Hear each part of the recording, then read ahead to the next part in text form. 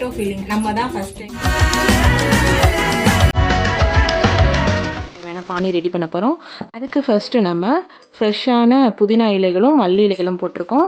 பச்சை மிளகாய், சிறிய துண்டளவு இஞ்சி, தேவையான அளவு உப்பு, லைட்டாக ஒரு ஃபியூ ட்ராப்ஸ் அப்போ நம்ம லெமன் ஜூஸ் வந்துட்டு சேர்த்துக்கிறோம். சேர்த்து லைட்டாக திக்கான பேஸ்ட்டாக நம்ம வந்துட்டு மிக்ஸி ஜாரில் போட்டு பேஸ்ட் பண்ணிக்கணும். நம்ம பேஸ்ட்டு அரைச்சாச்சு. இதில் தேவையான அளவு தண்ணி கலந்து நம்ம வடிகட்டிக்கலாம். சைடில் வந்துட்டு நம்ம பொட்டேட்டோ வந்துட்டு பாயில் பண்ணியிருக்கோம். இந்த சைடு வந்துட்டு ஆயில் வந்துட்டு ஹீட் ஆகிட்டு இருக்குது. பார்த்தீங்கன்னா உங்களுக்கே தெரியுது. இந்த பானைக்கே தேவையான நம்ம சட்னி அரைச்சி ஃபில்டர் பண்ணி எடுக்க போகிறோம். இந்த சைடில் பார்த்தீங்கன்னா நம்மளுக்கு எண்ணெய் வந்துட்டு ஹீட் ஆகிட்டு இருக்குது பானிபூரி பொரிக்க. அட் த சேம் டைம் நம்ம வந்துட்டு உருளைக்கிழங்கையுமே பாயில் பண்ணி வச்சு தேவையான அளவு தண்ணி சேர்த்து இதை ஃபில்டர் பண்ண போகிறோம். இப்போ நம்ம ஃபில்டர் பண்ணியாச்சு. இதில் தேவையான அளவு நம்ம தண்ணி ஊற்றி கலந்துக்கலாம். இதோட சாட் மசாலா ஆட் பண்ணணும். இப்போது இதில் நமக்கு தேவையான அளவு சாட் மசாலா நம்ம போட்டு மிக்ஸ் பண்ணிக்கலாம். கரெக்டாக இருக்குது. சால்ட் அண்ட் ஸ்பைசஸ் எல்லாமே ஹீட் ஆகிடுச்சு.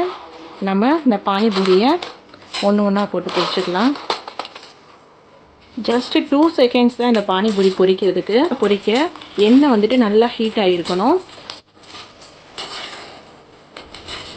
பானிபூரி ஃப்ரை பண்ணியாச்சு.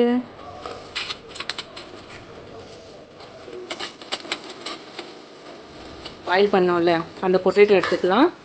தென் பார்த்தீங்கன்னா coriander leaves, green chilli, onion அது எல்லாமே நம்ம சாப் பண்ணி வச்சுருக்கோம். அதை ஆட் பண்ணிக்கணும். மேஷ்டு பொட்டேட்டோஸ், அதுக்கு தேவையான அளவு உப்பு. நம்ம பாயில் பண்ணுறப்போ உப்பு போட்டோம், அது வேறு. இப்போ ஆனியனுக்கும் இந்த கொரியாண்டர் லீவ்ஸு, க்ரீன் சில்லி இது எல்லாமே போட போகிறோம்ல, ஸோ இதுக்கு தேவையான அளவு நம்ம உப்பு சேர்த்துக்கணும்.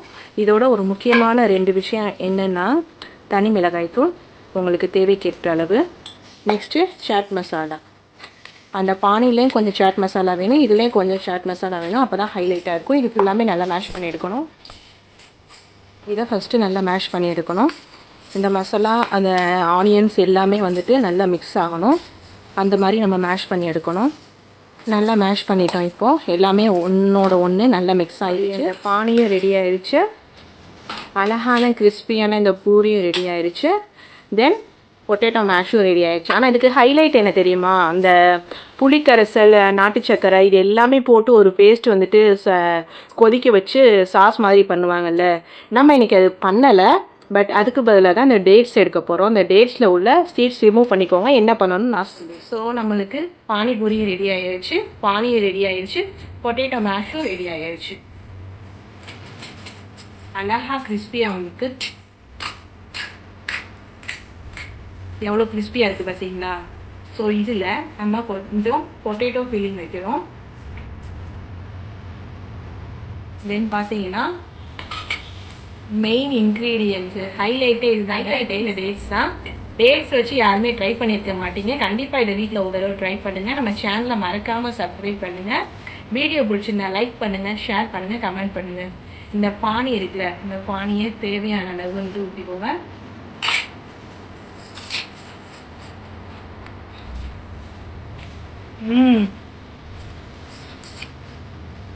சூப்பர். நாக்கில் இறங்க மாட்டுது. இனிப்பு, புளிப்பு, காரம் எல்லாமே சூப்பராக ஈக்குவலாக செம்மையாக இருக்குது. கண்டிப்பாக வீட்டில் ட்ரை பண்ணி பாருங்கள். இன்னொரு பைட் எடுக்கலாமா? ஃபஸ்ட்டு பூரி எப்படி உடச்சி விட்டுக்கணும். நெக்ஸ்ட்டு அந்த பொட்டேட்டோ ஸ்டஃபிங் வைக்கணும். மேலே உங்களுக்கு தேவையான அளவு வச்சுக்கலாம். தென் பார்த்தீங்கன்னா ஹைலைட்டான டேட்ஸ் வைக்கணும். பானியில் அப்படியே முக்கி எடுத்து